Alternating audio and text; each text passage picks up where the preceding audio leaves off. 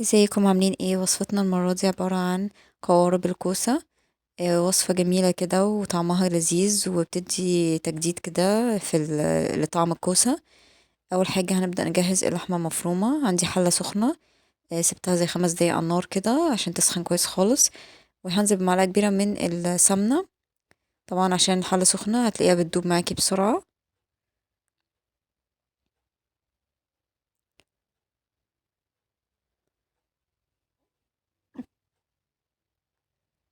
وهقطع شوية بصل، بصلتين كبار أو 4 بصلات وسط. هقطعهم كده مكعبات صغيرة.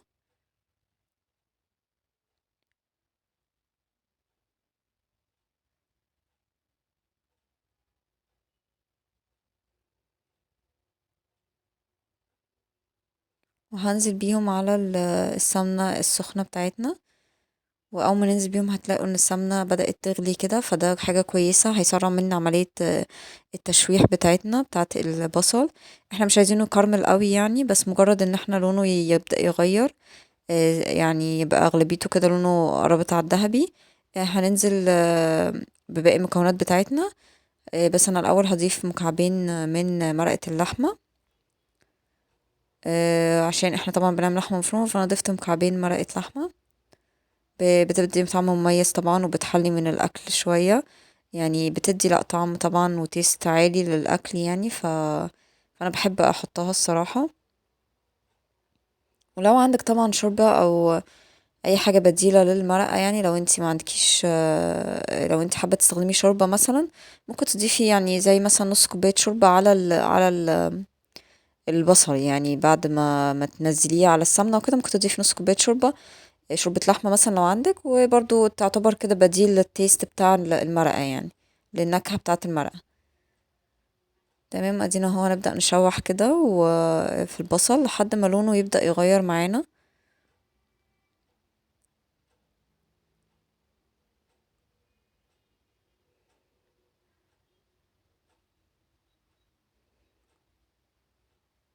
هو بدأ يدبل اساسا، يعني لو مش طبعا مش باين لكم في الكم في التصوير وكده، بس هو طبعا طري وبدأ يدبل.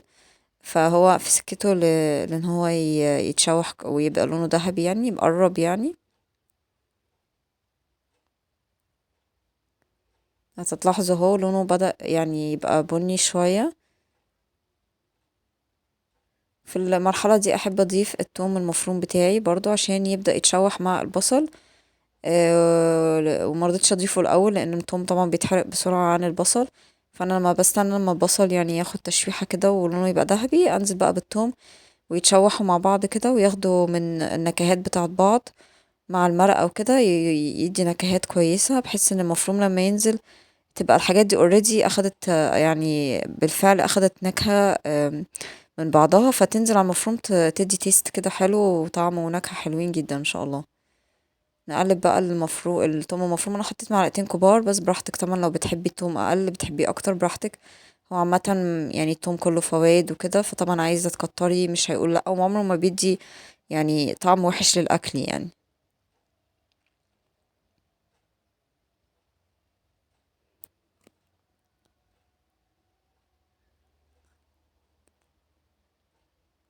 سيبهم يتشوحوا كده مع بعض شوية، ومن حين لآخر كده نقلب كده من حين لآخر عشان الحاجة ما تتحرقش.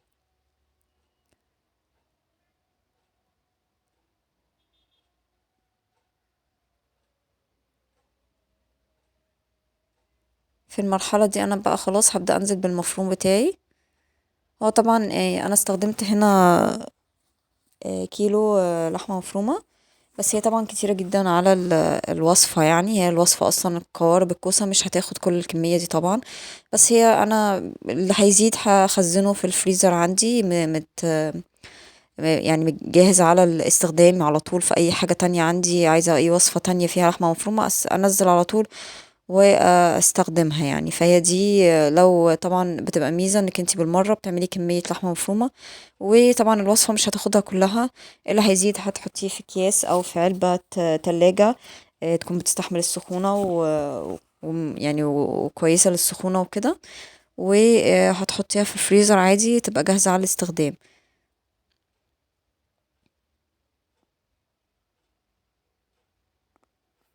يعني هتسهل عليكي في اي وقت انك انتي تنزلي مفروم يعني متعصج جاهز وكده وتستخدميه في اي وصفة بقى محتاجة مفروم يعني. تمام. هنا قلبت المفروم كويس مع البصل والثوم وكده والمرقة، وهنزل بمعلقتين صغيرين ملح، مش هكتر قوي عشان احنا حطينا مكعبين مرقة عشان الدنيا ما تحدقش مننا قوي. وبضيف بعد كده معلقة يعني او معلقتين صغيرين شاي يعني من البهارات اللحمة، معلقتين كده شاي صغيرين من بهارات اللحمة. مهمة جدا البهارات اللحمة طبعا، وبتدي تيست حلو ونكهة حلوة للحمة.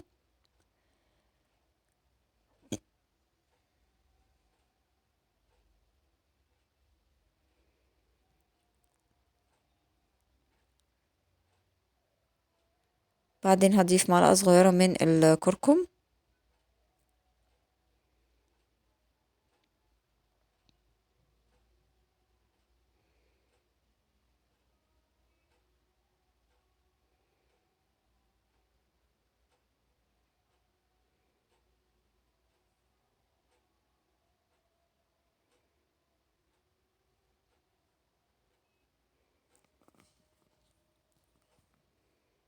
وهضيف معلقة صغيرة من القرفة، اختياري لو انتي مش بتحبي القرفة في الأكل يعني براحتك، بس أنا بشوف ان هي مفيدة وطبعا بتدي برضو طعم لذيذ قوي.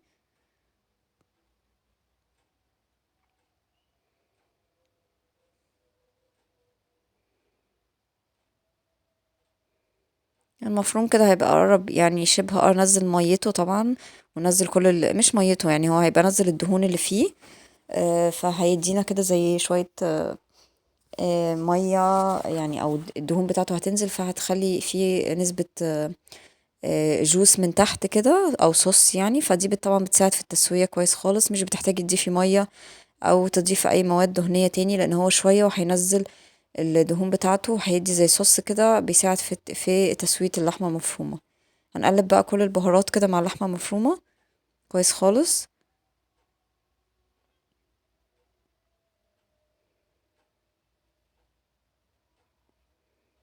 هو لونها هو بدأ يغير من احمر لبن يعني لبني غامق، اللي هو خلاص بتستوي، بتبقى قربت تستوي يعني. بس طبعا احنا هنسيبها شوية على النار عشان نتأكد ان هي استوت كويس ومفيهاش اي حاجة نية.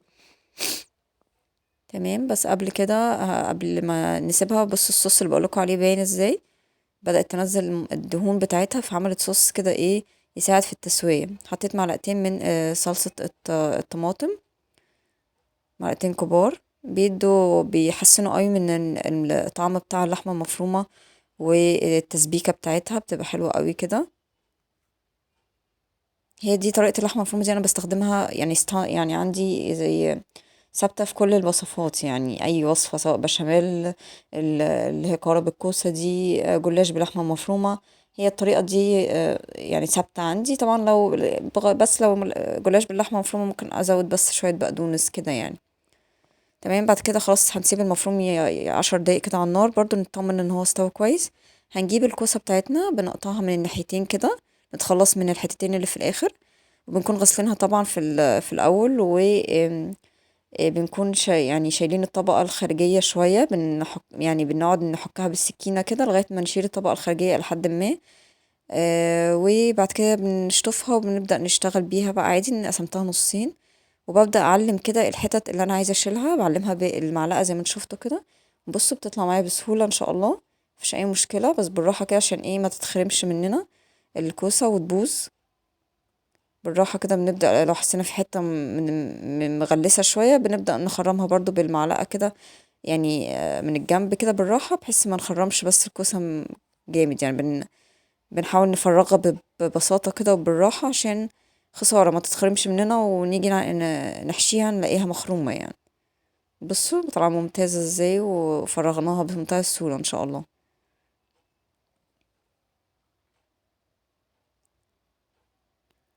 نفس الكلام هعمله في النص التاني، برضو هبدأ احدده كده من الجنب الحتة يعني، احدد الكمية اللي انا عايزة اشيلها، اعمل خط كده من الجنب وخط من الجنب التاني، وامشي بالطول بقى كده بالمعلقة، هلاقيها ان شاء الله طلعت معايا بسهولة. وابدأ بعد ما اشيل الجزء ده ابدأ انضف كده بالراحة بعد ما هشيل كده بقى الجزء اللي انا علمته، هبدأ انضف كده بالراحة، اتأكد ان انا كده شلت معظم القلب بتاع الكوسة من جوه عشان نعرف نحشيها. هي كده ممتازة خلاص، او بحك فيها بالراحة كده.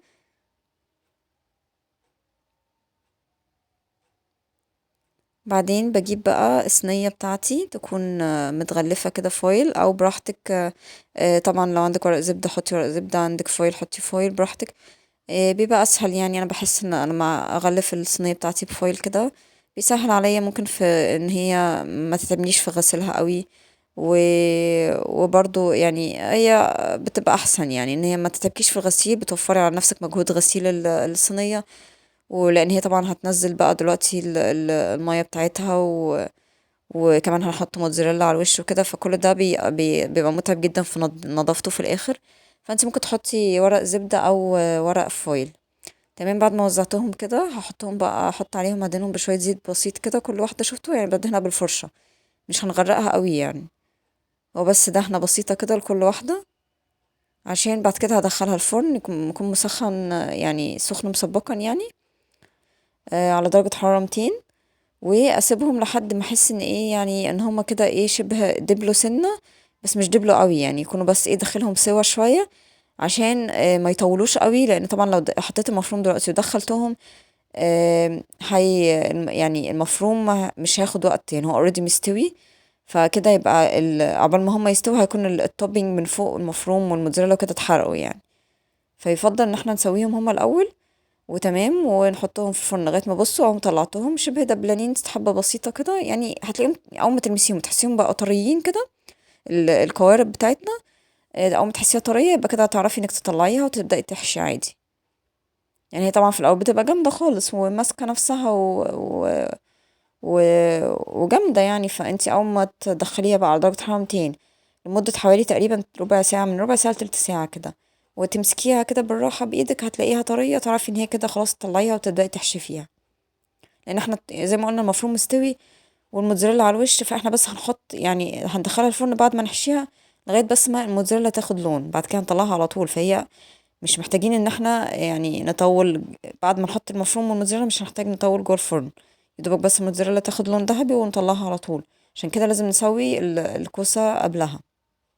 في ناس بتحب تقليها في زيت، او الطريقة يعني اللي هي common اكتر، او يعني منتشرة اكتر، هي طريقة انك تقلي الكوسة في الزيت الاول بعدين تحشيها. انا ما حبيتش اقليها في الزيت عشان تبقى خفيفة، فحبيت ان انا ايه زي ما انتوا شفتوا كده، حطيتها في الفرن الاول بعدين حشيتها باللحمه المفرومه، وبعدين هحط عليها شويه موتزاريلا في الوش كده، بيدي منظر ظريف وبتخلي المفروم كده يثبت جوه الكوسه كويس لما تيجي تاكلي. ف وبتدي طعم لذيذ كده وبعدين بعد كده هدخلها زي ما قلت لغايه ما بس لون الموتزاريلا ياخد لون ذهبي، وخلاص كده نطلعها. وهتبقى ان شاء الله وصفه جميله ولذيذه كده، على ولو جربتوها تعجبكم قوي ان شاء الله. احنا بعد كده بقى هنشوف هنعمل مع بعض الرز المصري الاصلي بقى كده المفلفل، ازاي مع الوصفة دي. عايزة تاكليها كده من غير رز براحتك، عايزة تاكليها برز انا قلت اعمل لكم برضو الرز عشان تشوفوا بيتعمل ازاي.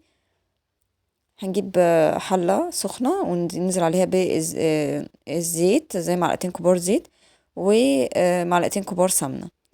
ليه بحط زيت مع سمنة؟ بحس ان هو بيحسن كده من طعم الرز وبيخليه يفلفل اسرع، وبيديله لمعة كده حلوة، فبحب اضيف الزيت مع السمنة الصراحة. تمام. وابدأ اشوح بقى في الشعرية بتاعتي، نزلت بكوباية صغيرة من الشعرية.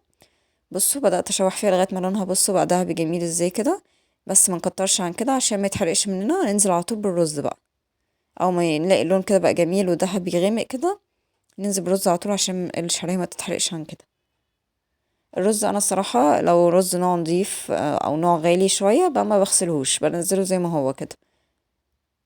الانواع اللي انتوا عارفينها طبعا، اللي هي بتبقى في السوق العاديه، اللي هي اللي بتبقى في كيس كده، دي بصراحه ما بغسلهاش. يعني لو نوع كمان معروف و... و... وغالي وكده يعني ما بغسلوش الصراحه، يعني زي انواع اللي هي المطبخ وحبه حبه و... والضحى وكده، لا دول ما بغسلهمش الصراحه. تمام. وهقلب بقى الرز مع الشعريه كويس كده.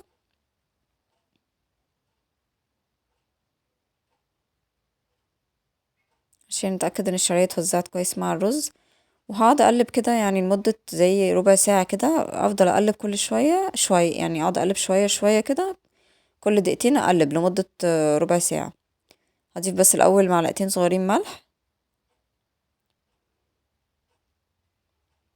عشان يطلع مفلفل معانا. يستحسن نسيبه ربع ساعة مع التقليب مش المستمر، يعني من حين لآخر كل دقيقتين كده نقلب عشان نفلفله كده ويتحمر معانا ويطلع مفلفل حلو ان شاء الله. وبعدين ضفت معلقة كبيرة من قصدي معلقة شاي يعني مليانة شوية من الفلفل الاسود، لانه ليه عامل مهم جدا في طعم الرز الصراحة المفلفل. بيدي طعم حلو يعني، بيفرق قوي في الطعم. بس ما نزودش طبعا عن معلقة صغيرة من معلقة شاي صغيرة يعني. بعدين هضيف مكعب مرقة لحمة، عشان احنا طبعا عاملين القوارب الكوسة دي باللحمة مفرومة، فهنستخدم مكعب مرقة لحمة. عندك برضو شوربة لحمة، عندك أي نوع شوربة فراخ ممكن تضيفيه بدل المرقة كده. أنا ضفت مكعبين مرقة لحمة.